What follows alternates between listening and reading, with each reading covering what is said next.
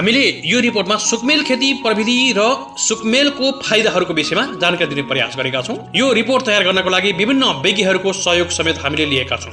सुकमेलको व्यावसायिक खेती गर्ने तरिका र सुकमेलका फाइदाहरू। सुकमेल तेस्रो महँगो मसला हो।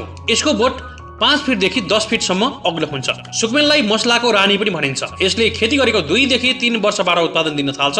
अलैँची खेती हुने ठाउँमा यसको खेती मजाले गर्न सकिन्छ भनेर विज्ञहरूले भन्ने गरेका छन्।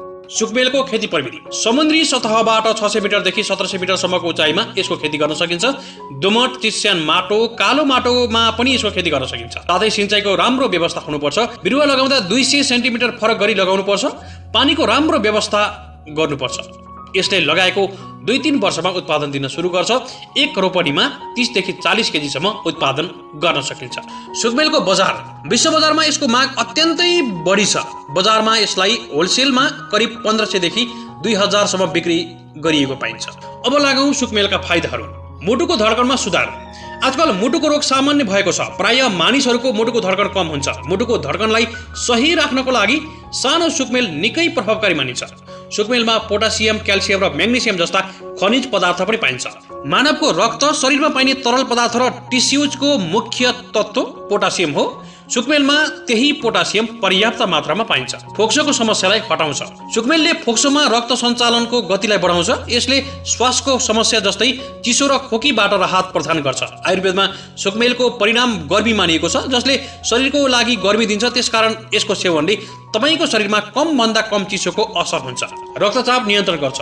सुकमेलको सेवन गर्नाले रक्तचाप नियन्त्रण गर्न प्रभावकारी मानिन्छ। मानव शरीरमा धेरैजसो रोगले उच्च रक्तचापको कारण जन्म लिन्छ। यदि तपाईँ पनि प्रतिदिन 2 देखि 3 वटासम्म सुकमेलको सेवन गर्नुहुन्छ भने तपाईलाई रक्तचापबाट मुक्त गराउँछ। मुखको गन्ध हटाउन। सुकमेलले स्वाद बढाउनुको साथै माउथ फ्रेसरको पनि काम गर्छ। यसको सेवन गर्नाले मुखको गन्धमा सुधार आउँछ। यदि तपाईको मुख धेरै गनाउँछ र मान्छेहरू तपाईको छेउमा पर्न हिचकिचाउँछन् भने हर समय एउटा सुकमेल मुखमा राख्न सक्नुहुन्छ। कब्जियतबाट राहत। तपाईलाई कब्जियत छ भने सुकमेल पकाएको पानी पिउनाले तपाईलाई निकै फाइदा पुग्छ। यसले तपाईको पाचन क्रियालाई सही बनाएर कब्जियतबाट राहत दिने गर्छ। नपुंसकतामा सुकमेल बढी उपयोगी। यदि तपाईँ नपुंसकता हुनुहुन्छ भने पनि सुकमेलको प्रयोग गर्नुहोस्। यसबाट तपाईलाई टाढा राख्नेछ। अर्थात् नपुंसकता हुनेहरूले सुकमेल सेवन गर्नु निकै राम्रो मानिन्छ। उल्टी आउने समस्यामा राहत। लामो दूरीको यात्रा गर्दा गर्दै उल्टी आउने समस्या हुन्छ धेरैलाई।